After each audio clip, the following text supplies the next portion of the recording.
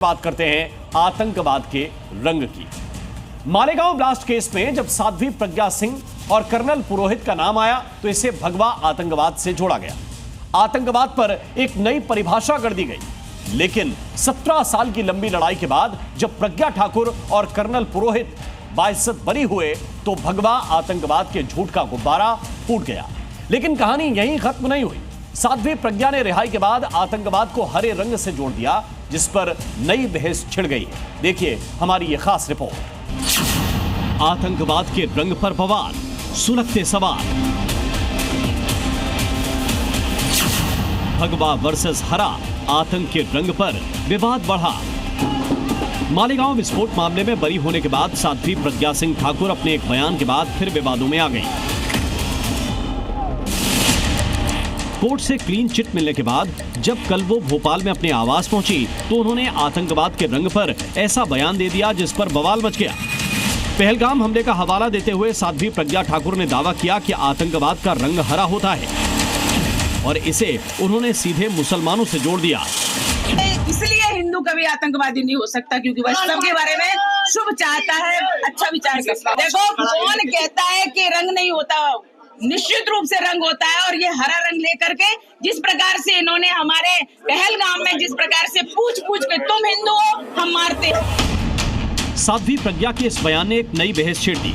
उनके इस बयान से भगवा आतंकवाद और हरा आतंकवाद का मुद्दा सुर्खियों में आ गया, जिस पर सियासी बयानबाजी तेज हो गई।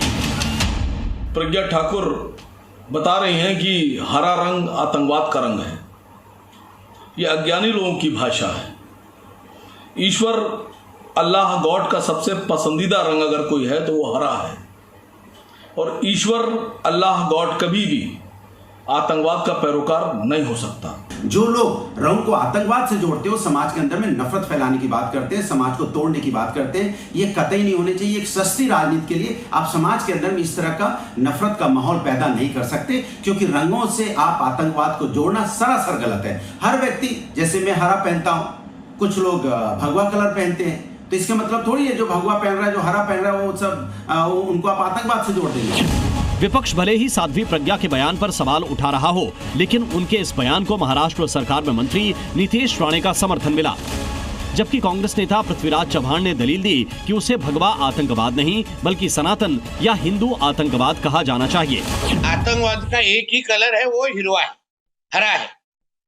और वो बार बार वही सिद्ध हो गया है। पहलगाम में सिद्ध हुआ है, बार बार सिद्ध हुआ है। भगवा आतंकवादी नहीं हो सकता। भगवा आतंकवाद का कलर सिर्फ हरा है।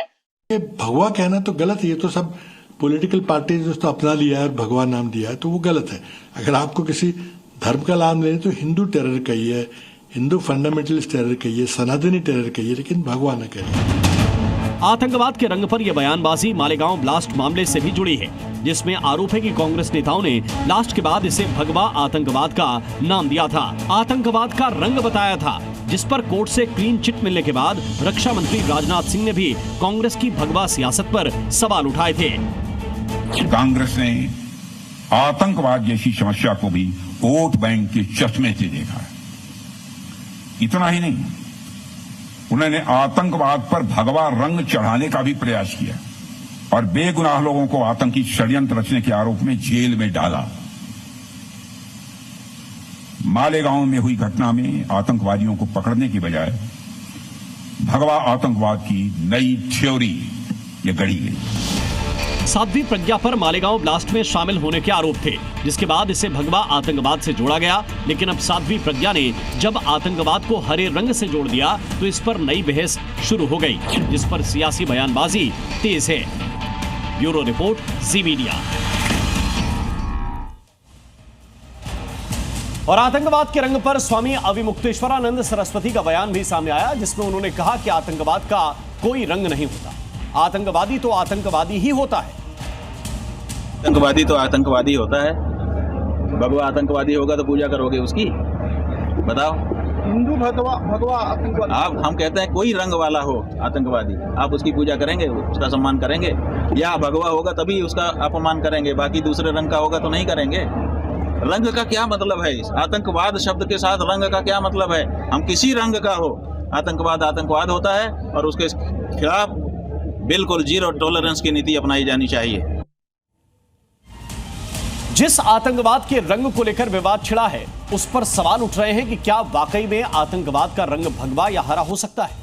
आतंकवाद की बात हो रही है तो आतंकी संगठनों से इसे जोड़ते हुए देखा जाए तो समझा जा सकता है कि हरा रंग उनसे कितना जुड़ा है। जरा देखिए, लश्कर-ए-तैयबा जैसे आतंकी संगठन के झंडे को देखें तो इसमें हरा रंग साफ नजर आता है। लश्कर-ए-तैयबा के इस झंडे में एक AK-47 राइफल भी है जो उसके जिहाद को दिखा रही है। दूसरे आतंकी संगठन हिजबुल मुजाहिदीन के झंडे को देखेंगे तो इसमें भी हरा रंग बीचों बीच दिखाई दे रहा है और लश्कर-ए-तैयबा की तरह उसमें भी 2 राइफल दिखाई दे रहे हैं जो इस आतंकी संगठन की सोच को साफ कर रहे हैं। इसी तरह दूसरे और भी इस्लामिक आतंकी संगठन हैं, इनके झंडों को देखेंगे तो इसमें भी हरे रंग की प्रधानता आपको मिलेगी।